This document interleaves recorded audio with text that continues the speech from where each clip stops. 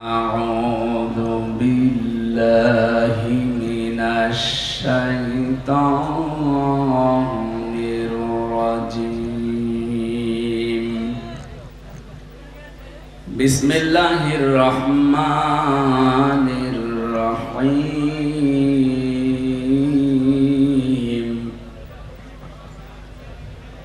والسابقون الأولون من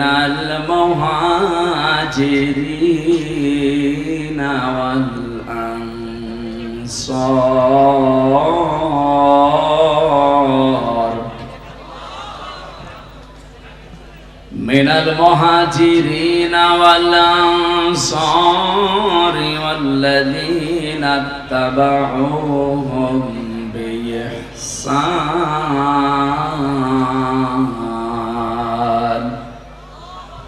رضي الله عنهم ورضوا عنه وأعد لهم جنات تجري تحتها الأنهار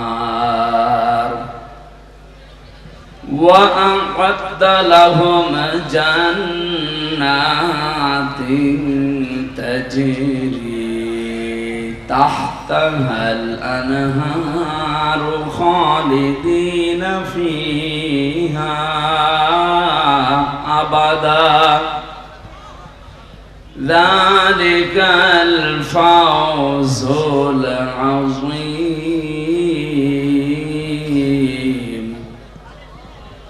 صدقت يا ربنا. عن أبي هريرة رضي الله تعالى عنه قال قال النبي صلى الله عليه وسلم اتقي دعوة المظلوم فإنها ليس بينه وبين الله حجاب رواه مسلم. وقال تعالى في شان حبيبي ما كان محمد أبا أحد من رجالكم ولكن رسول الله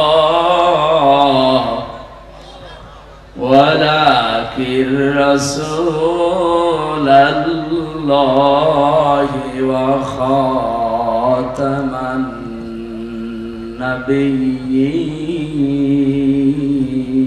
النبيين.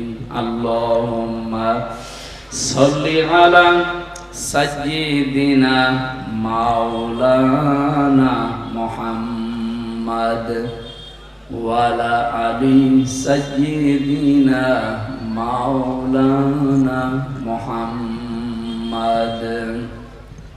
اللهم صل على محمد وآله وأصحابه وبارك وسلم. سبحانك لا علم لنا إلا ما علمتنا إنك أنت العليم الحكيم. আলহামদুলিল্লাহ। তো মর্যাদা সে আল্লাহ বাড়াবে, আমার তো ভেতরে কোনো কিছু থাকা লাগবে নাকি? আমার ভেতরে কিছু নেই, আন্দাজে আল্লাহ মর্যাদা বাড়াবে? হ্যাঁ, মর্যাদার সম্মান আল্লাহ নিজের জন্য, রাসূলের জন্য, আর ঈমানদার যারা তাদের জন্য। আলিল্লাহিল ইজ্জাতু ওয়া লিরাসূলিহি ওয়া লিল মুমিনিনা ওয়ালাকিন্নাল মুনাফিকিনা লা ইয়ালামুন। ইজ্জত, সম্মান, মর্যাদা আমি আল্লাহ এটা রেখেছি, নির্ধারিত করে দিয়েছে আমার নিজের জন্য, আমার রাসূলুল্লাহর জন্য। আর 2 নম্বরে, 3 নম্বরে যারা পৃথিবীতে ঈমান আনে তাদের জন্য। সুতরাং যাদের ঈমান আছে এদের মর্যাদা যেন আল্লাহ আরো বাড়িয়ে দেয়। ঈমানে যাদের ভেজাল আছে এটা যেন ভেজাল মুক্ত হয়। ভেজাল ঈমানদার দেশে নেই। এখন অনেক মানুষ কিন্তু ধরা পড়ে যাবে, যেহেতু আমরা সম্মান কামনা করেছি শুধু দুনিয়া না, উভয় জগতে। ঈমানদারদের ভেতরে আমরা এমনও ঈমানদার আছি শুধু এই জগৎ বিশ্বাস করি, আর একটা যে জগৎ আছে ওটার বিশ্বাস আমাদের অনেকের নেই। তাই আমি উভয় জগতে সম্মান কামনা করি, তো দোয়া কবুল হবে না? দোয়া কবুল হওয়ার জন্য সিস্টেম লাগে। এই জন্য যারা উভয় জগতে বিশ্বাসী, এইরকম মানুষ যারা এখানে এসেছেন, আল্লাহ পাক দুনিয়া আখিরাত মিলে তাদের মর্যাদার সম্মান আমরা চাই যেন আরো বেড়ে যায়। এই কথা বলা যাবে না ভাই। যে আয়াত দিয়ে সম্মানের কথা জানালাম, এই আয়াতটা পরিচিত না অনেকের? সূরা আলাম নাসরার ভেতরে আছে 4 নাম্বার আয়াত, ওয়ারাফা'না লাকা যিকরাক। যদিও এই লাকা দিয়ে বিশ্বনবী মুহাম্মদুর রাসূলুল্লাহকে আল্লাহ উদ্দেশ্য করে জানিয়েছেন, হে নবী, আমি কি আপনার নামকে, সম্মান মর্যাদাকে উপরে তুলি নাই? কত উপরে তুলেছি! আমার নাম যেখানে, সেখানে আপনার নাম আমি লিখে দিয়েছি। আমাদের আদি পিতা হযরত আদম আলাইহিস সালাম, আপনারা জানেন, এই পৃথিবীতে 350 বছর পর্যন্ত তিনি কেঁদেছিলেন, তো মাপ পান না। তিনি যখন 350 বছর পরে বললেন, আল্লাহ মুহাম্মদুর রাসূলুল্লাহর ওসিলায় আমাকে মাফ করে দাও, আল্লাহ মাফ করে দিয়েছিলেন। কিন্তু প্রশ্ন করেছিলেন যে এই নাম তুমি জানলে কি করে, কোথায় পেয়েছো এই নাম? হযরত আদম বলেছিলেন, আল্লাহ যেদিন জান্নাত থেকে তুমি আমাকে বের করে দাও, আমি জান্নাত থেকে বিদায় নেওয়ার সময় জান্নাতের মেন গেটের উপরে তোমার নামের পরে এই নামটা লেখা ছিল, আমি দেখেছিলাম, লা ইলাহা ইল্লাল্লাহু মুহাম্মাদুর রাসূলুল্লাহ। আমি মনে করলাম যে এই নামটা দামি নাম হবে, অবশ্যই তোমার নিকটবর্তী কেউ হবে, নয়তো তোমার নামের পাশে এই নামটা থাকতো না। আল্লাহ ওই দিন তার মর্যাদা জানিয়েছিলেন যে এটা তোমারই সন্তান হবে, এটা পৃথিবীর শ্রেষ্ঠ মানুষদের একজন। বাদ জাকুম মিনাল্লাহি নূরুন ওয়া কিতাবুম মুবিন। এই আয়াত দিয়ে অনেক মানুষ দলিল দিতে চায় নবীজি নূরের তৈরি ছিল এই দিকে। এখান থেকে কয়েকটা শিক্ষা আমরা বের করতে পারি। বলেন তো, আল্লাহ জিজ্ঞাসা করার জবাব দিলেন কি, যে এই লোকটার ওসিলা দিয়ে যে তুমি মাপ চাইলে, এই লোকটাকে তুমি এখনো জানো না, লোকটা তোমার সন্তান, এ দুনিয়াতে তোমার পরে যাবে। কি বুঝলেন এখান থেকে? আদম আলাইহিস সালাম অনেকে জিন ছিলেন না ফেরেশতা ছিলেন? মানুষ। বলেন না কেন? আরো জোরে বলেন। আর মানুষ আল্লাহকে দিয়ে বানিয়েছে, এটা আমরা সবাই জানি। কোরআনে কারিমে আল্লাহ বহুবার এই তথ্য দিয়েছে, ইন্নী খালিকুম বাশারাম মিন তিন, অবশ্যই আমি মানুষ বানিয়েছি মাটি থেকে। সুতরাং সরাসরি আমরা আয়াত থেকে, যারা সূরা সুয়াদের ভেতরে পাবেন, 23 নাম্বার পারা 16 নাম্বার পৃষ্ঠা 5 নাম্বার লাইনে আছে, 71 নাম্বার আয়াত সম্ভবত। আল্লাহ তাআলা জানিয়েছেন অবশ্যই আমি, এটা শেষের অংশে আছে, আবার প্রথমে খুঁজলে পাবেন না, শেষের দিকে আছে, ইন্নী খালিকুম বাশারাম মিন তিন, অবশ্যই আমি বানিয়েছি মানুষ মিন তিন, মাটি থেকে। এখানে যেহেতু আদম আলাইহিস সালাম উদ্দেশ্য, এজন্য পৃথিবীতে একটা মানুষকে আল্লাহ শুধু বানিয়েছেন মাটি দিয়ে, আমাদের আদি পিতা যিনি। তাছাড়া দুনিয়ায় আর কাউকে আল্লাহ সরাসরি মাটি দিয়ে বানাননি, বানিয়েছেন মাটির নির্যাস দিয়ে। আর মাটি বানিয়েছেন কমপক্ষে 10টা জিনিস দিয়ে। আপনি মাটি গবেষণা হয় যেখানে সেখানে মাটি নিয়ে যাবেন, দেখবেন 10টা জিনিস ওরা বের করে দেবে। অক্সিজেন দেবে, আয়রন দেবে, সিলিকন দেবে, এরকম অ্যালুমিনিয়াম দিবে, ম্যাগনেসিয়াম দিবে, পটাশিয়াম দেবে, এরকম 10টা জিনিস আমরা পাই। তাহলে এখান থেকে বুঝলাম পৃথিবীতে একমাত্র মাটি দিয়ে বানিয়েছে আদম নবীকে। আমাদের এই জন্যে আদি পিতা বা একেবারে প্রথম বাবার নাম জিজ্ঞাসা করলে কি বলা হয়? এ পর্যন্ত বুঝেছেন কিনা বলেন? আমাদের আদি পিতা প্রথম বাবার নাম কি? বলেন বলেন।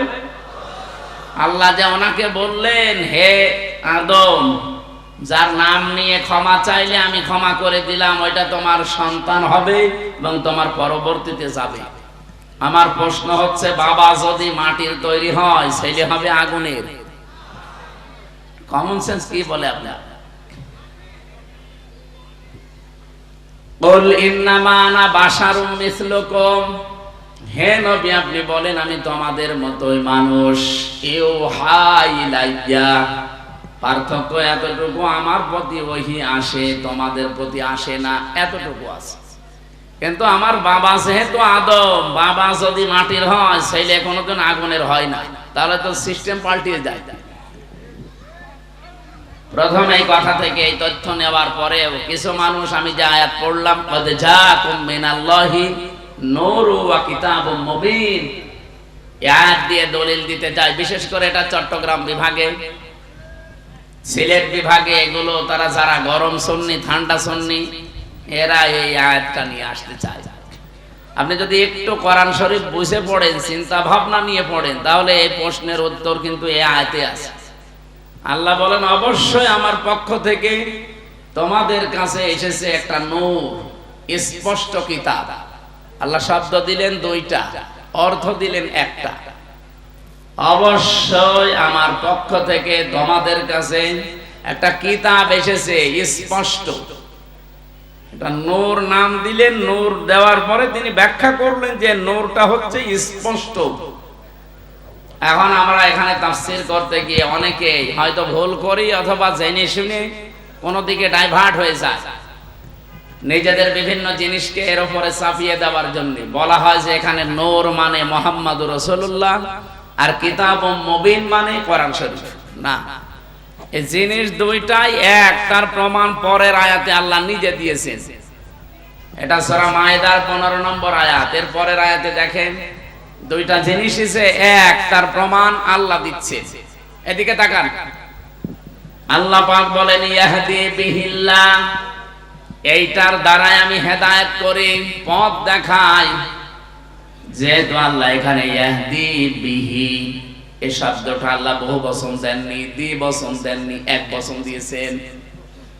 মুফাসসিরিন ইকরাম, আমি যত তাফসীর পড়েছি সব মুফাসসির এই বিহি দিয়ে ওই আগের দুইটার নাম একটা জিনিস এইটাই বুঝিয়েছেন। আল্লাহ বলেন আমার পক্ষ থেকে অবশ্যই তোমাদের কাছে নূর যাবে, স্পষ্ট কিতাব যাবে। তাহলে নূর ও যা, স্পষ্ট কিতাব ও তা, তার নাম কোরআন শরীফ। তার নাম কি বলেন বলেন? এতটুকু শেষ করেননি আল্লাহ, এ পর্যন্ত বললে আমাদের বিভ্রান্ত হওয়ার সম্ভাবনা থাকতো। এই জন্য আল্লাহ ব্যাখ্যা করছেন ইয়াহদি বিহিল্লাহ। এখানে ফাইল কর্তা সরাসরি আল্লাহ নিজে। আল্লাহ বলেন আমি এইটার দ্বারাই হেদায়েত করি। আর আমরা সবাই জানি পৃথিবীতে হেদায়েত দেওয়ার একচ্ছত্র মালিকানা কোরআনের। না মানে আল্লাহর মানে কি? আল্লাহর কথাই তো কোরআন। এই পৃথিবীতে কোরআনকে আল্লাহ হেদায়েত দেওয়ার মতো ক্ষমতা দিয়েছেন, তাছাড়া আর কাউকে দেয়নি। এমনকি নবীজির হাতে আল্লাহ হেদায়েত ছেড়ে দেয়নি। যদি থাকতো নবী নিজের চাচাকে দিত। শুধুমাত্র হেদায়েত দেওয়ার ক্ষমতা আছে কার? আরে কোরআন শরীফ কার?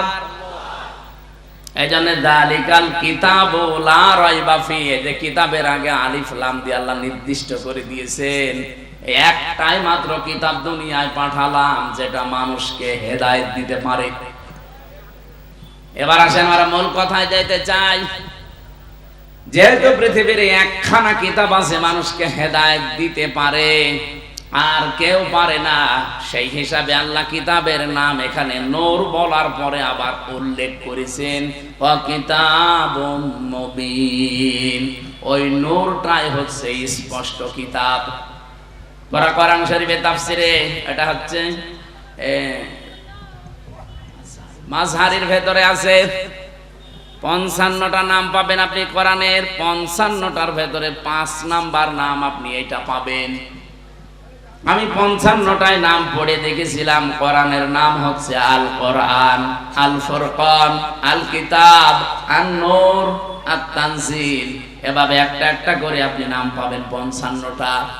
যেহেতু কোরআনের নাম আমার আল্লাহ নিজে নূর দিয়েছেন, আর এই কোরআনের বরকত অথবা এই কোরআনের পরিস্থিতি আমাদের কাছে আরো স্পষ্ট করার জন্য পরবর্তী শব্দে আল্লাহ কিতাবুম মুবিন লাগিয়েছেন। আমাদের রাজশাহী, খুলনা, রংপুর এই সমস্ত বিভাগে যেহেতু সমস্যা একটু কম এই শব্দ নিয়ে, তারপরেও স্পষ্ট করছি নবীজি নূরের তৈরি বললে তার সম্মান বাড়ে না, আরো কমে যায়। বাবা সেইটার আপনি সন্তানকে ওইটা বলে চালাবেন।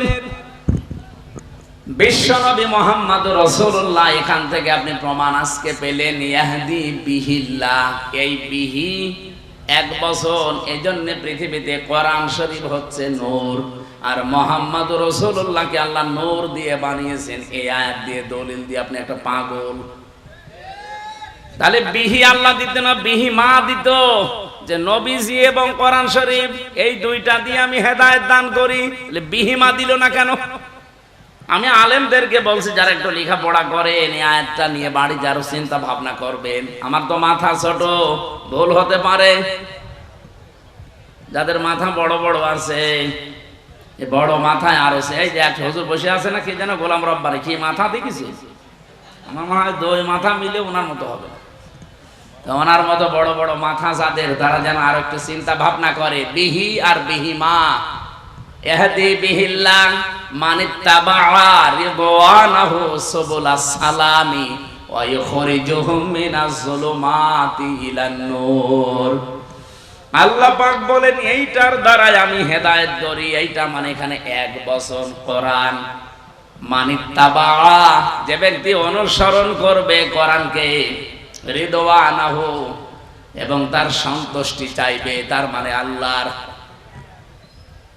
সুবুলাস সালাম, সুবুল বহুবচন, সালাম আল্লাহ পাক তার নিজের নামটা এখানে দিলেন। পৃথিবীতে যত শান্তির পথ আছে সব আমার আল্লাহ এই কোরআনে দিয়েছেন। এই শান্তির পথ আমার আল্লাহ তাকে নসিব করবেন যদি এটার অনুসরণ করা হয়। ইখরিজুহুম, তিনি বের করবেন তোমাদেরকে। ইখরিজুহুম দিয়েছেন, তিনি বের করবেন তোমাদেরকে মিনাজ যুলুমাতি ইলান নূর, অন্ধকার থেকে আলোর দিকে। আর যেটা দিয়ে তিনি বের করবেন তার নাম সে নূর। আমরা বলি কোরআন, নাম কি?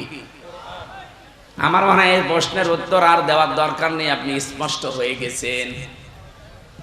যে কথা বলতে চাই এখান থেকে, মুহাম্মদ রাসূলুল্লাহর নাম নিয়ে হযরতে আদম নবী 1 দিন 2 দিন না 300 বছর খণ্ডন করে মাপ পাননি। শেষে এই নামটার কারণে আল্লাহ মাফ করে দিয়েছিলেন। এই জন্য সম্মান মর্যাদা দুনিয়াতে আল্লাহ যত বেশি এই পৃথিবীতে দিয়েছেন, একেবারে সে আরশের মেন দরজা থেকে শুরু করে, জান্নাতের মেন গেট থেকে শুরু করে, তামাম পৃথিবীতে যেখানে আল্লাহর নাম সেখানে রাসূলের নাম। কি আপনি দেখেন, বাংলাদেশে প্রায় 1110 কিলোমিটার পথ, টেকনাফের একেবারে শেষ গ্রাম থেকে পঞ্চগড়ের তেতুলিয়ার ওই বাংলা বান্দা পর্যন্ত সব মিলিয়ে আপনি হিসাব করে দেখবেন 1110 কিলোমিটার। কত? 1110 কিলোমিটারের ভেতরে শুধু বাংলাদেশের এরিয়ায় আমি হিসাব করে দেখেছি কম পক্ষে 13 মিনিট 4 সেকেন্ড একাধারে আজান হয়। আমার ভাইরা, টেকনাফের একেবারে শেষ গ্রাম থেকে যখন আজান আরম্ভ হয়, এরপরে হয়তো আসবে বখিয়া, এরপরে চট্টগ্রাম, এরপরে বান্দরবন, এভাবে একটা একটা করে আপনি আস্তে আস্তে দেখবেন টেকনাফ থেকে একেবারে তেতুলিয়ার বাংলা বান্দা পর্যন্ত 0 পয়েন্ট পুরা একাধারে 13 মিনিট 4 সেকেন্ড আজান হতে আছে, 1 সেকেন্ডও বাদ নেই। যেখানে আল্লাহর নাম উচ্চারণ হবে, আশহাদু আল্লা ইলাহা ইল্লাল্লাহ, মুয়াজ্জিন সঙ্গে সঙ্গে বলবে আশহাদু আন্না মুহাম্মাদুর রাসূলুল্লাহ, বলবে না? আল্লাহ বলেন রাফা'না লাকা যিকরাক, আমার নাম যেখানে, আমি আপনার নাম ওই জায়গায় উপরে তুলে দিয়েছি। আমার নামকে ডাকার পরে অনায়াসেই মানুষ দেখবেন আপনার নামটা উচ্চারণ করবে। এই জন্য সম্মান মর্যাদা উচ্চতা এটা আমার জন্য, আমার রাসূলের জন্য, আর যারা ঈমান এনেছে তাদের জন্য। সুতরাং সম্মান মর্যাদা যাদের কামনা করেছে, আল্লাহ যেন উভয় জগতে তাদের ঈমানের উপরে টিকে থাকার তৌফিক দেন, বলেন আমিন। অনেক মানুষ হয়তো টিকে থাকে, মরণের সময় এলোমেলো হয়ে যায়। কি এলোমেলো হয়ে যায় না? আজরাইলকে দেখার পরে হয়তো পাল্টিয়ে যায় না। আমরা চাই এই গুরুত্বপূর্ণ সময়ও তাদের ঈমান যেন টিকে থাকে, বলেন আমিন। দল মত জাতি বর্ণ ধর্ম নির্বিশেষে আজকের এই অনুষ্ঠান, এটা কি শুধু মুসলমানদের না, হাদা বায়ানুল লিন্নাস হুদাল লিন্নাস, মানুষ বাচ্চা আমরা যারা বিবেচিত সবার জন্য আল্লাহ আজকের এই অনুষ্ঠানটা কবুল করেছেন। কারণ আমরা মানুষ, কোরআন শরীফ যেহেতু সবার জন্য, যারা মানুষ তাদের জন্য। শুধু মুসলমান যারা দাবি করে কোরআন কি শুধু তাদের, অন্যান্য ধর্মে যারা আছে তারা হয়তো তাদের ধর্মীয় গ্রন্থ পুরোহিত ঠাকুর এবং তাদের ধর্মগুরু যারা, তারা ছাড়া কেউ পড়তে পারে না। কোরআন শরীফ আল্লাহ ওইভাবে দেয় নাই। এই জন্য বাংলাদেশে আজ 54 বছর এখনো পর্যন্ত কোনো দাঙ্গা হয়নি। কারণ কোরআন আমরা মনে করি এটা মুসলমানদের জন্য না, এটা সবার জন্য। আর বিশ্বের অন্যান্য দেশে, বিভিন্ন দেশে আমরা দেখি এখনো দাঙ্গা চলছে। অলরেডি ভারতে দাঙ্গা আরম্ভ হয়ে গেছে। কারণ ওদের যে ধর্মীয় গ্রন্থ, ওদের গুরু ঠাকুর পুরোহিত ছাড়া কেউ পড়তে পারে না। ওরা আমাদেরকে সবক দেয়, সারা বিশ্বের মোড়লদেরকে শোনায় যে আমাদের দেশে নাকি সাম্প্রদায়িক সম্প্রীতি নেই। এই পৃথিবীতে একটাই দেশ যেখানে রোজা আর পূজা পাশাপাশি হয়। এক কথা বলে না কেন? আপনি ভারতে হতে পারে না, হতে পারা কি গরু জবাই করলে তাকে জবাই করে ফেলছে। এই পৃথিবীর 4-6 জন মানুষের নাম আছে নিকৃষ্ট মানুষের তালিকায়, তার ভেতরে মোদির নাম আছে। কারণ এই লোকটা পৃথিবীতে নিকৃষ্ট হওয়ার পেছনে কিছু কারণ আছে। কয়েকদিন আগে আপনারা দেখেছেন গোবিন্দ পরামানিক, বাংলাদেশের একজন হিন্দু মহাজোটের মহাসচিব গোবিন্দ চন্দ্র পরামানিক, এই লোকটা জানিয়েছে যে তামাম দুনিয়ার হিন্দুদেরকে আমি আহ্বান জানাচ্ছি যে এই মাতাল মোদিকে থামান। কারণ একটা মাতাল, এই মাতালি করে যা আরম্ভ করেছে কিছুদিন পরে পৃথিবীতে বসবাসের অযোগ্য হয়ে পড়বে। আপনি কি মনে করছেন দাঙ্গা শুধু ভারতে থাকবে? বাতাস বাংলাদেশে ঢুকলো বলি, কারণ বাতাস ঢুকতে তো আর কোনো কিছু বাধা প্রাপ্ত হয় না, ও কাটা তার পার হয়ে চলে আসবে। এই জন্য আমরা চাচ্ছি এই মাতাল লোকটা যেন থেমে যায়। যদি থামতে না চায়, ওকে থামানোর ব্যবস্থা করা দরকার। বিশ্বের 257টা দেশ সবাইকে আহ্বান জানায়, কে কোন ধর্ম মানেন ওটা আপনার ব্যাপার, কিন্তু আমরা চাই এই লোকটাকে, এবং ইসরায়েলের এই আর এক কোলাঙ্গার আছে ওর দোস্ত, এই লোকটাকে যেন থামানো হয়। এদের এই ভুল সিদ্ধান্তগুলোর কারণে আগামীর পৃথিবী বসবাসের অযোগ্য হয়ে পড়ছে। আজকে ইসরায়েলে যে ভূমিকম্প হয়েছে আপনি দেখেছেন, এই লোকটার, এই নেতানিয়াহুর নামে এই লোকটার শুধু একটা অবৈধ চিন্তা ভাবনার কারণে। 1500 বছর আগে সূরা ইউনূসের 100 নম্বর আয়াতের ভেতরে শেষের দিকে পাবেন এটা, আল্লাহ আমার এইটাই জানিয়েছেন, ওয়া ইয়াজআলুর রিজসা আলাল্লাযীনা লা ইয়াকিলুন। এই পৃথিবীতে কেউ যদি ভুল সিদ্ধান্ত নেয়, কেউ যদি তার বিবেকটা কাজে না লাগায়, তাহলে ভুল সিদ্ধান্ত আল্লাহ তার উপরে চাপিয়ে দেয়। নেতানিয়াহু নামে এই লোকটা, পৃথিবীর এই নিকৃষ্ট মানুষটা, নরেন্দ্র মোদী নামে এই পৃথিবীর নিকৃষ্ট মানুষটা, এবং আমার দেশে যিনি পালিয়েছেন ওইটাও, এগুলোর ভুল সিদ্ধান্ত নেওয়ার কারণে এদের বিবেকটা কাজে লাগে নাই। এই জন্য আল্লাহ তাদের উপরে ভুল বিষয়গুলো চাপিয়ে দিয়েছিলেন। ওয়ায়াজআলুর রিজসা আলাল্লাযীনা লা ইয়াকিলুন, যারা তাদের বিবেক বুদ্ধি কমন সেন্স কাজে লাগায় না, তখন আল্লাহ তার উপরে ভুল বিষয়গুলো চাপিয়ে দেয়। এটা চাপিয়ে আপনি আজকে কি করলেন? ইসরায়েলের যে দাবানল জ্বলছে, 108টা থেকে 112টার নাম শুনলাম আমরা। এত বড় বড় উন্নত মেশিন তারা সেট করেছে, পানি দিচ্ছে, স্প্রে দিচ্ছে, ঔষধ দিচ্ছে, কিন্তু যত দেয় আগুন তত জ্বলে। কারণ এই আগুন তো আর হামসা লাগায়নি, আগুন লাগিয়েছে কে? আরো জোরে বলেন কে? আপনি কি করবেন এখন? দাবানল, এরপরে আবার ভূমিকম্প, এ ভুল সিদ্ধান্ত যদি আপনি না নিতেন, আপনি বলা তো ঠিক না, ওরে শয়তান বলা দরকার। এই শয়তান যদি ভুল সিদ্ধান্তটা না নিত, তাহলে আমার মনে হয় এই পৃথিবীতে এই বিপর্যয়টা নেমে আসতো না। আর এই দেলাওয়ার নামে এই লোকটারে জবাই করা দরকার শয়তান। এই 24 ঘন্টার মনে হয় 18 ঘন্টা কল দেয়।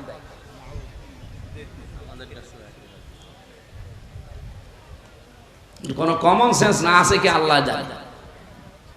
ও যেন মরে যায় আজকে। কি বলবো বলেন তো? একটা লোক যদি 520 বার কল দেয়, তাও একদিনে, আমি কি মানুষ না? আমার বউ পর্যন্ত বিরক্ত এই লোকটার উপরে। কি গো, এর কি কোনো কাজ কর্ম নেই? আমি ওর বাড়ি কুমিল্লা, আমি ওই লাইনে আগে যাই, ওরে আমি 2 হাত দিয়ে চড়াবো শয়তান। সময় সুযোগ মতো দেবে না, কাজ নেই কাম নেই, যখন তখন আন্দাজে খালি দিতেই আছে। আর মেসেজ লেখে খুব জরুরি কথা আছে হুজুর, ধরে কি কেমন আছেন একটা কথা হবে। আমার মনে হয় ধরে এখনই চড়বে।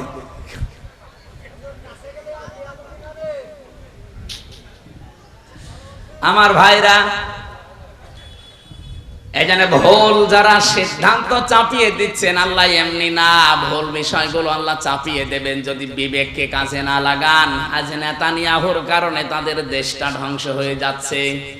আমার মনে হয় এভাবে যদি আর মাত্র 8-10 দিন চলতে থাকে দাবানলটা আর এই ভূমিকম্প, দেখবেন বিশ্বের মানচিত্র থেকে অভিশপ্ত রাষ্ট্র এই ইহুদিরা, এই ইসরায়েল আর থাকবে না। ঠিক ওর বন্ধু যেহেতু এটা ও যা আরম্ভ করেছে, তার বিবেক কাজ করছে না। আজ আমি কালকে কয়েকটা ইন্টারন্যাশনাল রিপোর্ট পেয়েছি, আন্তর্জাতিক, আপনার মাথা খারাপ হয়ে যাবে। এই যে আজ 9 মাস চলছে হাসিনা পালিয়ে যাওয়ার, এই 9টা মাসেও বারবার চেষ্টা চালিয়েছে এই দেশে যেন অন্তত বিডিআর হত্যা আর শাপলা চত্বরে হেফাজত হত্যার বিচার কেউ যেন না তোলে। কারণ ভালো করে জানে যে 2টা ঘটনা একেবারে ডাইরেক্ট ঘটিয়েছে মোদি। এখন সব প্রমাণ একেবারে হাতে নাতে ধরা পড়ছে। দিগন্ত টেলিভিশন এমনি বন্ধ করে নাই, ইসলামী টেলিভিশন এমনি বন্ধ করে নাই, কারণ এদের কাছে সব ভিডিও ফুটেজ গুলো এখনো আছে। এখন তারা সব ছাড়তেছে। সাগর রনিয়েত্তি এমনি হত্যা হয় নাই, বহু রিপোর্ট তাদের কাছে গোপন বিষয় ছিল, ওদেরকে একটু সাহায্য করেছে, তাকেও দুনিয়া থেকে বিদায় করে দিয়েছে। এখন রিপোর্ট গুলো যেহেতু হাওয়ায় ভেসে বেড়াচ্ছে, আর বিশ্বের আন্তর্জাতিক মহল যারা, তারা আমাদের চাইতে আপনাদের চাইতে অনেক চালাক। আমি রিমান্ডে গিয়ে এটা টের পেয়েছিলাম। ওই 10 দিনে বহু কিছু দেখেছি। ইসরায়েল থেকে যে উন্নত প্রযুক্তির মেশিন তারা নিয়ে এসেছে, আপনি পায়খানার ভেতরে কি করেন ওইটা ওরা দেখতে পায়। এই যে আগস্টের 5 তারিখের পরে বিভিন্ন জায়গায় চাঁদাবাজি আরম্ভ হয়েছিল, এলাকায় হয়েছে কি আমি জানি না। ওই যে নারায়ণগঞ্জে বন্দরে রাত 2টার সময় গেছে চাঁদা চাইতে, পরে ধরা পড়ে গেছে। ও বলছে আমি রাত 2টার সময় আসলাম, তারপরও ধরে ফেললো। আরে ভাই, রাত 2টা আপনি বাড়ির ভেতরে বসে বসে কি চিন্তা ভাবনা করছে, কোন দিকে তাকিয়ে আছেন? ওরা ওই বসে বসে ডিবি অফিসে দেখতে পায়। এমন মেশিন নিয়ে এসেছিল। আমারে ধরা পড়ার পরের দিন 20 সালের শেষের দিকে, 21 সালে তো আমারে ধরেছে। যেই দিন ধরেছে ওই দিনই আমার নাম্বার, যেখানে যার আত্মীয় স্বজন সবগুলো ট্যাগ করা, কে কোথায় কি আমার পক্ষে বিপক্ষে বলছে সব ওরা আমাকে শোনাচ্ছে। কিন্তু আশ্চর্য কি গো, আমরা যে বাটন মোবাইলে কথা বলি, এই বাটন মোবাইলে কথা বলার ওদের সামনে কথা বলা একই। আপনারা যারা বলেন সতর্ক থাকবেন, এমন কোন কথা বলবেন না শেষে ওই যে টাকলা মোরাদের মতো যদি 6 মিনিট একটু ফাঁস হয়ে যায় না, আপনার বাবা শাহজালাল সব হালাল হয়ে যাবে। এখানে কথা বলার সময় এই যে যারা পরকীয়া প্রেম করে, তুমি আমি, আমি তুমি, আমি তুমি, তুমি আমি, মনে করছে কেউ জানে না, কেউ জানে না, মানে ওরা সব দেখতে পাচ্ছে যে আপনি কার বর্ষতে লাইনে আছেন। এই জন্য মিথ্যা কথা বলবেন না। এখানে কারা লাইনে আছেন হাত তোলেন তো। ওই যে একজন,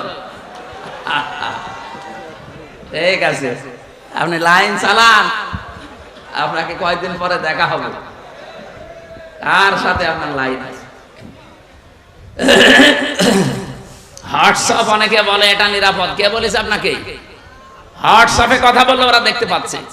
এ বাংলাদেশের নিরাপদ হওয়ার মতো কোনো এখন অ্যাপস আর নেই। সে যেটাই বলেন, মেসেঞ্জার বলেন, ইমো তো আরো ঘরের ভেতরে। ওই ইমোতে কথা বলা আর ওদের সামনে বসে বসে বলা একই। হোয়াটসঅ্যাপটা এটা সবাইকে ওরা ট্যাগ করে না, যাদের টার্গেট করে তাদের। এই যে এই ভুল সিদ্ধান্ত নেওয়ার কারণে বিবেকটা কাজে লাগছে না, এই কারণে আজকে যে বিপর্যয় নেমে আসবে, এই দাঙ্গা তৈরি হওয়ার কারণে শুধু কি মুসলমান মরবে, হিন্দু মরবে না? এক কথা বলেন না কেন? ওখানে যদি মনে করেন মুসলমান আছে 30 কোটি, হিন্দু আসে 100 কোটি, এই কারণে আপনি মুসলমান 10 জন মেরে ফেললেন, হিন্দু 2 জন মরেছে। বাংলাদেশে আমরা 92 জন মুসলমান 100 জনের, বাকি 4 জন হিন্দু, অন্যান্য জাতি মিলে আর 4 জন। ওখানে যদি 2 জন মুসলমান মরে, এখানে 5 জন মরবে না? হ্যাঁ, সব সাফা হয়ে যাবে। এই জন্যই তো আমরা জানাচ্ছি যে এই মাতালটাকে থামান। এই মাতালের মাতলামি করার কারণে পৃথিবীর ক্ষতি হয়ে যাচ্ছে। আগামীতে আমার মনে হয় এ পৃথিবী বসবাসের অযোগ্য হয়ে যাবে। বসবাস যে করবেন সেরকম পরিস্থিতি আর পাবেন না। ওই চাচা এরশাদ মরার আগে যা বলেছিল ওইটা দেখতে পাবেন, যে ঘর থেকে বের হলে খুন আর ঘরে থাকলে গুম হয়ে যাবে। আল্লাহ আমাদের হেফাজত করুন, বলেন আমিন। আমি এখান থেকে এই 2টা দেশের নাম বলার পরে একটা বিষয়ে সিদ্ধান্ত নিতে চাচ্ছি, আপনারা একমত হবেন কিনা আমি জানি না। বাংলাদেশে যিনি দায়িত্বে আছেন প্রফেসর ডক্টর মোহাম্মদ ইউনূস, 2টা নবীর নাম নিয়ে বসে আছেন, মোহাম্মদ আর ইউনূস। 2 নবীর নাম আপনার। আমরা চাই আপনার বিবেক আপনি কাজে লাগাবেন। বিবেক বহির্ভূত কোন কাজ যদি এই দেশে আপনি থাকতে চালু হয়ে যায়, তাহলে আল্লাহ কিন্তু ভুল সিদ্ধান্ত চাপিয়ে দেবেন। হাসিনা পালিয়েছে, ওর বিচারপতি পালিয়েছে, মামলার আয়ু পালিয়েছে, সাক্ষীরা পালিয়েছে, তাহলে এটিএম আজহারুল ইসলাম এখনো কেন জেলখানায় আছে? এটা তো বিবেকে মেনে নেয় না। কথা বলেন না কেন?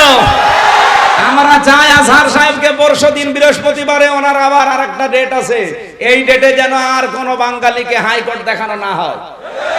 আমরা এই মাসলুম মানুষটার মুক্তি চাই। আপনারা চান না?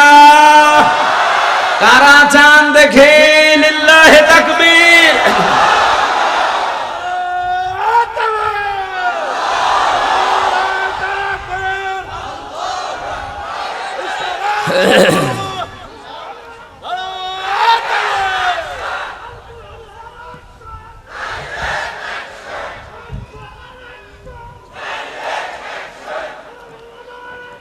আলহামদুলিল্লাহ ভাই, না আমরা কারো পক্ষে বিপক্ষে, আপনি যদি মনে করেন যে উনি পক্ষে বলছে বিপক্ষে না, উনি একজন মাজলুম মানুষ।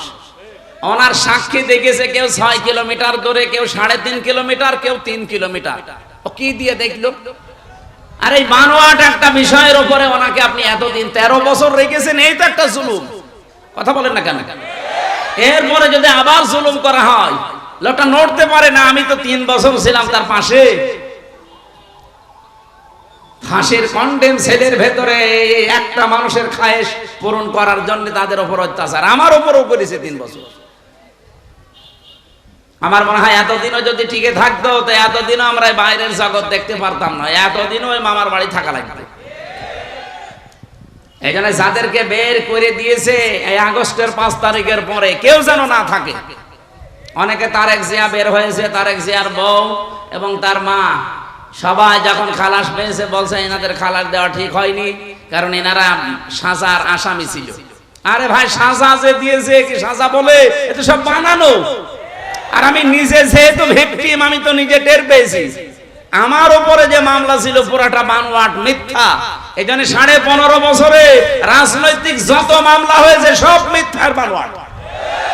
এদের মামলাও মিথ্যা, সাক্ষীও মিথ্যা। আমার 4 জন সাক্ষী কুষ্টিয়া থেকে নিয়ে গিয়েছিল, জীবনে তাদের আমি চিনি না। আমি এই আগস্টের 5 তারিখের পরে যেহেতু তারা ভয়ে ভয়ে আছে, একদিন যেয়ে বললাম, ভাই কি সত্যি করে বলে? আচ্ছা, পুলিশ এসে একদিন রাতের বেলা আমাকে বলছে সাক্ষী যদি না দাও তোমার নামে মামলা দেবে। এই হচ্ছে দেশের অবস্থা। এরকম মামলায় যদি আমি এখন শুধু জামিন না, আমি পুরা খারিজ হয়ে গেছে আমার মামলা। আমারটা যেমন আমি ন্যায় বিচার পেয়েছি, আমি চাই আজহার সাহেব ন্যায় বিচার পাবে বৃহস্পতিবার। কেউ কোনো তাল বাহানা করলে, বিবেক যদি আপনার কাজে না লাগে, এমন ভুল সিদ্ধান্ত চেপে বসবে না দেশের উপরে, শেষে সামাল দিতে পারবেন না। কারণ দেওয়ালে পিঠ থেকে গেলে তখন আর দিকটা ঠিক থাকে না। আর কথা বলেন না কেন? কত মানুষ এখন খুশি আছে। আপনি কার খুশির জন্য এগুলো করছেন? অনেকে করছে, আমরা জানি। এই জন্য আমরা কোন বিবেক বহির্ভূত কাজ করতে চাই না। সূরা তাওবার 100 নম্বর আয়াত আমরা পড়েছি। আমার আলোচনার বিষয় হচ্ছে সাহাবীদের অনুসরণ। এটাতে কত বড় গুরুত্বপূর্ণ জিনিস আমাদের জন্য।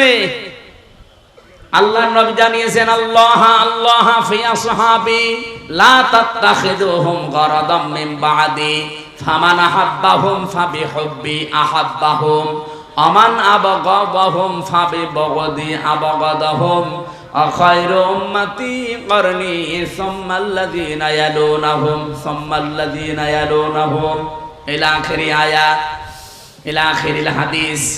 এটা হাদিসের ভাষা। নবীজি বলেন, পৃথিবীর মানুষেরা আমার সাহাবীদের সম্পর্কে সাবধান। আমার সাহাবীদের সম্পর্কে, আমার সাহাবীদের সম্পর্কে সাবধান। আমার সাহাবীদের সাথে কেউ যদি শত্রুতা করে, সেজন্য আমি নবীর সাথে শত্রুতা করে। একজন আজানের জবাব দিয়ে দেন, দিলে আদায় হয়ে যাবে, দিয়ে দেন, একজন দিয়ে দিন। এই পৃথিবীর কোন মানুষ যদি আমি নবীর সাথে দুশ্মনী করে, সেজন্য দুশ্মনী করে কার সাথে? বলেন বলেন, আল্লাহর সাথে। এজন্য আমাদের এই জায়গাটা খুব সেনসিটিভ জায়গা। আল্লাহ এত বেশি প্রশংসা দিয়েছেন সাহাবায়ে কেরামের, যেহেতু আল্লাহ তাদের উপরে বলে দিয়েছেন রাদিয়াল্লাহু আনহুম ওয়া রাদু আনহু, আমি নিজে তাদের উপরে খুশি হয়ে গেছি যেমন তারা আমাদের উপরে খুশি আছে। সুতরাং তাদের পথ অনুসরণ অনুকরণ করলে আল্লাহকে সন্তুষ্ট এবং রাজি খুশি করা যাবে বলে আমরা কোরআন থেকে তথ্য পেয়েছি। ঠিক আছে, দেখছি এগুলো ওই সময় হয়নি। আপনাদের মনে হয় টাকা পয়সা ঈদগার কাজে লাগাবে, এখনো টাকা ওঠে নাই। আমার 2-3 মিনিট সময় চাচ্ছে, দেব। আজানের সময়টা আপনারা যদি যা এনেছেন দেওয়ার জন্য দিতে পারেননি, একটু দিয়ে দেন। ভেতরের লোকজন কই? একটু তাড়াতাড়ি করেন ভাই, যারা যাও যে ভেতরে যাচ্ছে যান, খালি বের করে রাখেন, আজান হতে হতে ওরা বের হয়ে চলে যাবে। ওঠে কে? বসেন বসেন।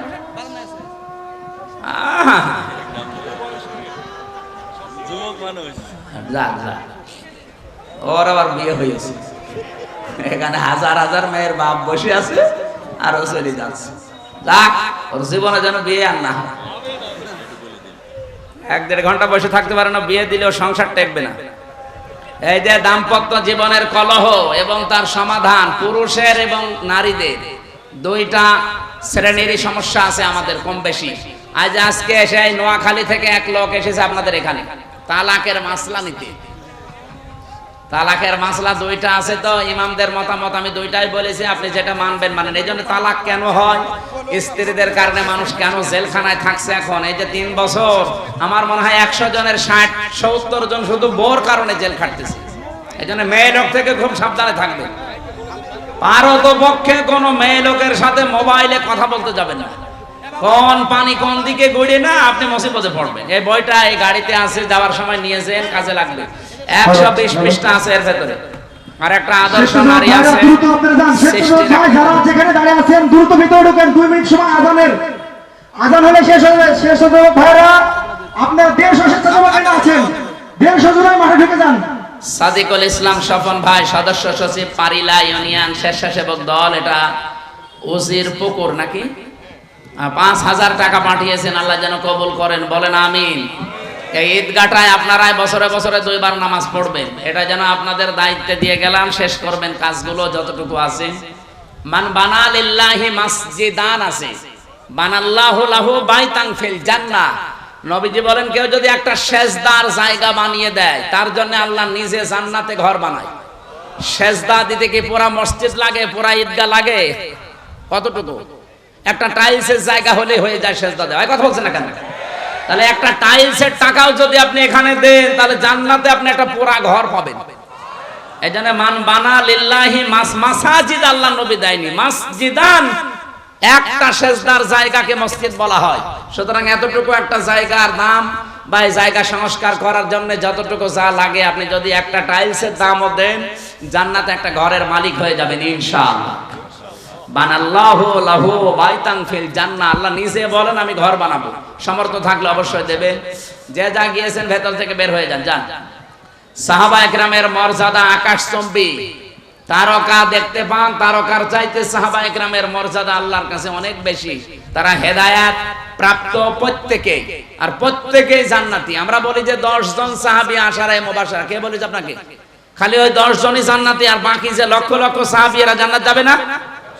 বলেন ওই 10 জন সাহাবীর ভেতরে খাদিজাতুল কুবরার নাম আছে? এই বলেন না কেন? আয়েশার নাম আছে, ফাতেমার নাম আছে, তারা জান্নাতি না? ফাতেমা জান্নাতের নেত্রী হবে, সমস্ত মহিলাদের সরদার। হযরতে আয়েশা সিদ্দিকা রাদিয়াল্লাহু তাআলা আনহা, হযরতে কি খাদিজাতুল কুবরা, তাকে আল্লাহ নিজে জান্নাত বানিয়ে দুনিয়ায় পাঠিয়ে সুসংবাদ দিয়েছেন, এবং আল্লাহ নিজে তাকে সালাম দিয়েছেন। এই পৃথিবীতে একজনই মহিলা যে আল্লাহর সালাম পেয়েছে এবং জান্নাতে অলরেডি ঘর পেয়েছে জীবিত অবস্থায়। অথচ খাদিজা জীবনে একটা ওয়াক্ত নামাজ পড়েনি, এক ওয়াক্ত নামাজ পড়েনি, একটা রোজা রাখেনি, জীবনে একদিনের জন্য পর্দায় থাকেনি। বলেন, তার পুরা জীবন আমি পড়ে দেখেছি, জীবনে কোনোদিন তিনি পর্দায় ছিলেন না। নামাজ পড়লেন না, রোজা রাখলেন না, হজ করলেন না, যাকাতও দেননি, পর্দায়ও নেই। অথচ আল্লাহ সালাম দিয়েছে, জান্নাতে ঘর বানিয়ে পাঠিয়েছে। একটাই কারণ, কারণ উনি ইন্তেকালের পরে এই বিধানগুলো নাজিল হয়, এজন্য উনি মানতে পারেন না। কিন্তু আল্লাহ তাকে খুশি হয়ে সালাম দিলেন কেন? জান্নাতে ঘর বানিয়ে সুসংবাদ পাঠালেন কেন? তার পুরা জীবন পড়ে দেখবেন, জীবনে 1 সেকেন্ডের জন্যও কোনোদিন স্বামীর মনে উনি দুঃখ দেন না। এরকম মহিলা তো এখন ঘরে ঘরে। এখানে একজন স্বামী হাত তুলতে পারবেন যে জীবনে কোনোদিন আমার বউ 1 সেকেন্ডের জন্য আমাকে দুঃখ দেয়নি, কষ্ট দেয়নি? বলেন তো এরকম একজন? মিথ্যা কথা বললে আপনার খবর আছে ভাই। আপনি দুঃখ পাননি নাকি বউ খুশি করার জন্য মনে করছেন যে না বলে ফেলি, বউ তো নেই? না, আমি হাসির জন্য বলি নাই ভাই, আমি হাদিস বললাম। দেখেন, এই যে হাজার হাজার স্বামী আমরা মা বোনেরা যারা এসেছেন, আমি জানি না আপনারা আছেন কিনা। আপনি চিন্তা করেন, আপনি নামাজ পড়েন, রোজা রাখেন, কালো বোরকা পরেন, নফল রোজাও রাখেন, একটা স্বামী হাত তুলতে পারলো না। আমিও পারিনি। আমি আন্দাজে মিথ্যা কথা বলবো কেন? আমি দুঃখ পেয়েছি, এই জন্য আমি পারিনি। এখানে আমার একটা স্বামীও পেলাম না। মা বোনেরা, জান্নাত যাওয়া কিন্তু কঠিন হয়ে যাবে। আর এখন যদি ওরা বলে হুজুর ওয়াজটা একটু উল্টিয়ে করেন তো, যে একটা স্বামী একটু হাত তুলুক তো, জীবনে স্ত্রীর মনে দুঃখ দেয়নি। বাবা শাহজালাল, এখানে হবে না হালাল। না, আমাদের চরিত্র আমরা কন্ট্রোল করব। স্ত্রীর গায়ে যারা হাত তোলে, এর মতো ইতর মানুষ দুনিয়ায় নেই। হাত না তুলে, হাত তোলা একেবারে হারাম কাজ না, আপনি তুলতে পারবেন যদি ফরজ নামাজ না পড়ে, দরকার হয় হাত তুলবেন। কিন্তু 4 জায়গায় কিন্তু মারা যাবে না, মুখে, বুকে, পিঠে, মুখে, মাথায়, মুখে, বুকে আর পিঠে, এই 4 জায়গায় স্ত্রী লোকের হাত দেওয়া জায়েজ নেই। যদি এই 4 জায়গা বাদ দিয়ে কোনো জায়গায় মারতে চান, আপনি মারবেন।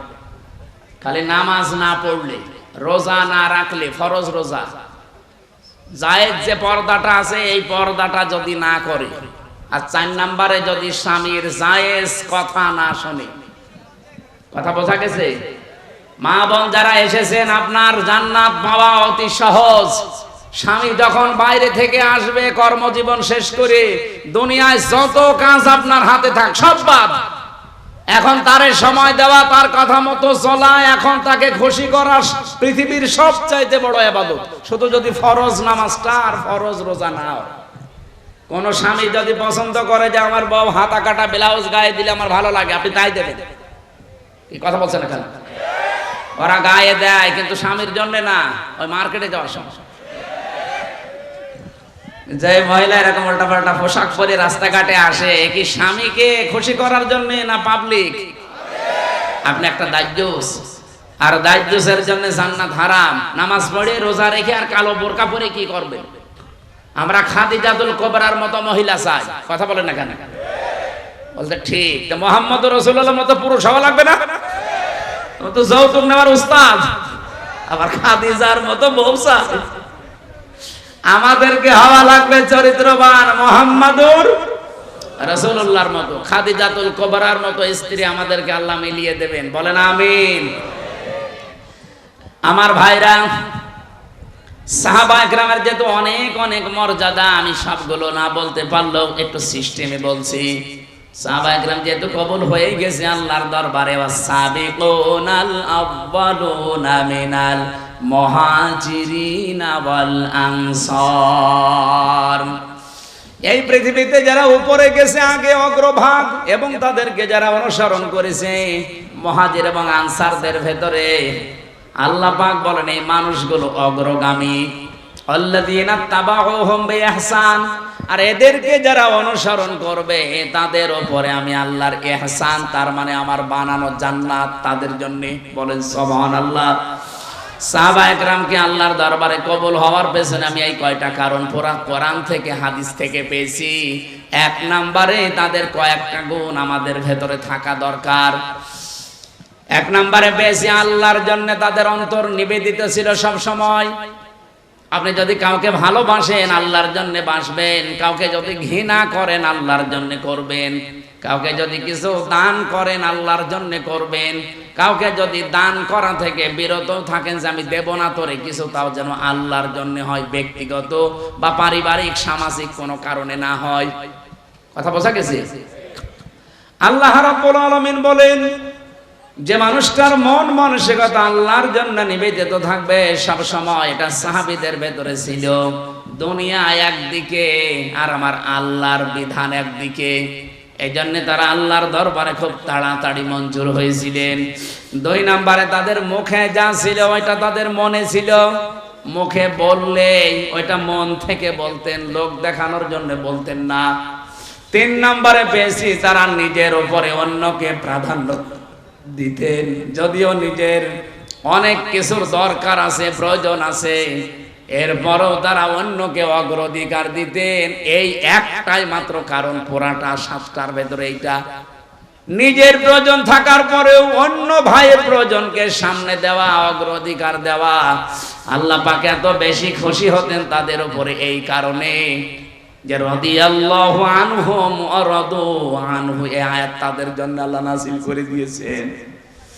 আল্লাহ এতটুকু বলে যদি আয়াতটা শেষ করে দিতেন, এই আয়াতটা আমি পড়তাম না। এর পরবর্তী কিছু সুসংবাদও দিয়েছেন, ওয়া আদালাহুম জান্নাত।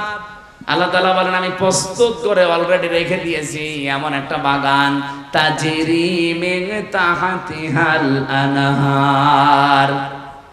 না না, ভুল হয়েছে। তাজরি তাহতাহাল আনহার, মিন নেই এখানে। মিন যদি থাকতো তাহলে তাহাতি হইতো, যেহেতু মিন নেই এই জন্য কোরআনে একটা জায়গায় শুধু তাজরি তাহাতাহাল আনহার, এমন একটা নদী আর নহর প্রবাহমান বাগান বানিয়েছি।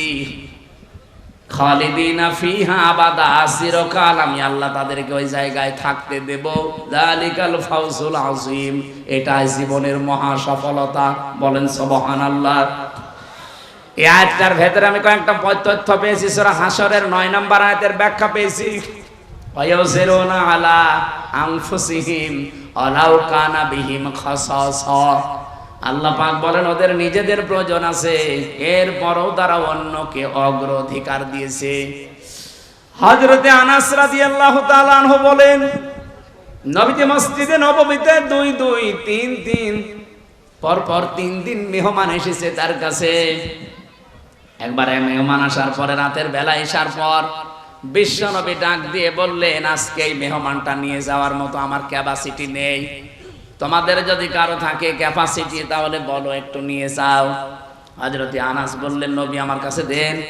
নিয়ে গেলেন বাড়িতে, স্ত্রীকে বলে, নবীর মেহমান, যা পারো খেতে দাও।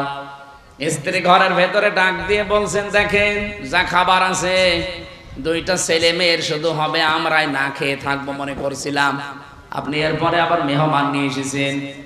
ঠিক আছে, নিয়েই যখন এসেছেন আর রাসূলুল্লাহর মেহমান, আপনি এক কাজ করেন, আপনি একটু মেহমানকে নিয়ে গল্প করেন, কথাবার্তারা বলতে থাকেন, আমি এই ফাঁকে দুইটা বাচ্চাকে ঘুম পাড়িয়ে দেই।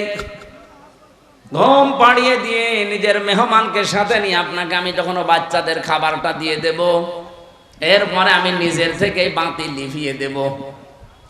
আপনি অন্ধকারের ভেতরে শুধু মুখ নাড়াতে থাকবেন আর মেহমানকে খাবারটা দিতে থাকবেন আর বলবেন, এই তো আলো নিয়ে আসো, আলো নিয়ে আসো। কয়েকবার বলতে বলতে যখন খাবার শেষ হয়ে যাবে, আপনি শুধু মুখ নাড়াতে থাকবেন আর হাত নাড়াবেন। অন্ধকারের ভেতরে যেন সে মেহমান বুঝতে পারে যে না, আপনিও খাবার চালাচ্ছেন। শেষ হয়ে গেল খাবারটা এভাবে। সকালবেলা মসজিদে নববীতে হযরতে আনাস বলেন, আমি নামাজে গেছি, নবীজি আমাকে ডাক দিয়ে বললেন, মেহমানের সাথে কি ব্যবহার করলে? কেন?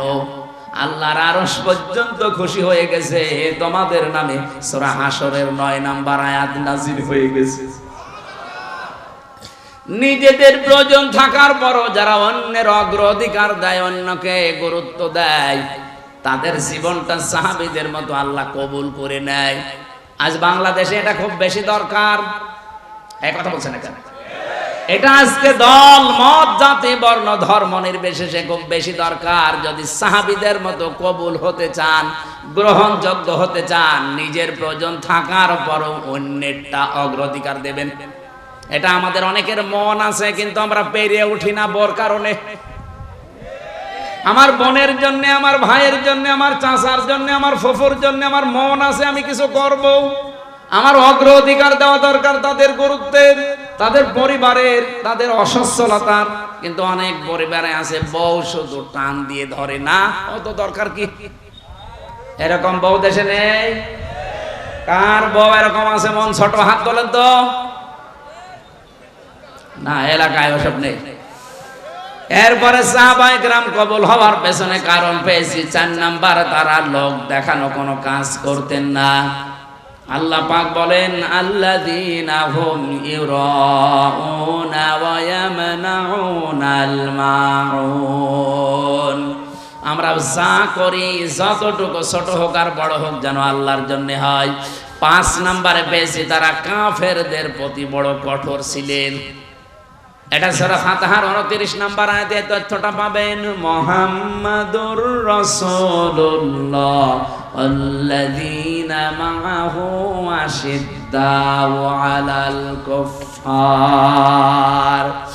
সাহাবায়ে কেরাম আল্লাহর দরবারে কবুল হয়েছিলেন, তার 5 নম্বরে কারণ ছিল তারা কাফেরদের প্রতি বড় কঠোর এবং ভয়ঙ্কর ছিলেন। আজ যারা কোরআনের বিরুদ্ধে 13 জায়গায় হাত দিয়ে কোরআন পাল্টাতে চায়, এরাও কাফের। বাংলাদেশে দলমত দেখা যাবে না, এই জায়গায় নবীর উম্মত এবং সাহাবীদের অনুসরণ করার ক্ষেত্রে কঠোর হওয়া লাগবে। আমরা কঠোর হতে রাজি আছি না? সামনে সব দলমত নির্বিশেষে কঠোর হয়ে যাবেন। এই আইন পাশ করা দূরের কথা, ওরা যেন ভয়ে কাঁপতে থাকে। আমরা তো আল্লাহর দরবারে সাহাবীদের মতো কবুল হতে চাই। আল্লাহ আমাদের তৌফিক দিন, আমিন। আরো জোরে বলেন। দুনিয়ায় সেই কয়দিন বেঁচে আছেন, আমি কালকে নাটোরে লালপুর না বাগাতে পড়াইছিলাম, ওখানে এই পয়েন্টটা বলেছিলাম, কেউ যদি জুলুম করে সামনে মনে করেন যে আমি অমুক জায়গায় পৌঁছাবো, জীবনও পারবেন না। সাদ্দাত যেমন পারে নাই, জুলুম করে জান্নাত বানিয়েছিল, জান্নাত ভোগ করতে পারে নাই, দেখতেও পারে নাই, এমনকি চৌকাঠে পা দেওয়ার আগেই তার মরণ হয়েছে। হাসিনাও জুলুম করে করে টার্গেটে পৌঁছাতে চেয়েছিল 41 সাল, 41 সাল যেতে দেয়নি, 24 সালেই শেষ। এজন্য আগামীতে যারা চেয়ারে বসবেন, যদি জুলুমের মাধ্যমে বা জুলুম করেন কারো সাথে, আল্লাহর কসম, ইত্তাকি দাওয়াতাল মাজলুম ফাইন্নাহা লাইসা বাইনাহু ওয়া বাইনাল্লাহি হিজাব। মজলুমের বরদোয়া থেকে বেঁচে থাকবা, কারণ মজলুমের বরদোয়া আর আল্লাহর মাঝে কোনো হেজাব পর্দা থাকে না। এটা আগামীতে আমি সতর্ক করছি, যারা আসবেন যেন জুলুম করবেন না। জুলুম করে যদি জনগণকে দাবিয়ে রেখে মনে করেন আমি অমুক টার্গেটে পৌঁছাবো একেবারে 41 সাল, আপনার 5 বছর পরে দেখবেন বাড়ি ঘর শ্মশান হয়ে গেছে। কি শ্মশান হয়েছে এটা দেখানো লাগবে? 32 নম্বরের দিকে তাকা, 33 হয়ে গেছে। ফেব্রুয়ারির 5 তারিখে আযাবুল বুলডোজার নাজিল হয়ে সব শেষ। আগামীতে যারা আসতেছেন, কে আসবেন আমরা জানি না, আর আমার দেখারও দরকার নেই। যারা আসবেন আসেন, জুলুম করবেন না। সাহাবা একরামের যে 5টা গুণ অলগত বলেছি, এগুলো আমি সহ প্রত্যেকের জীবনে যেন আল্লাহ অনুসরণ করার তৌফিক দেন, আমিন।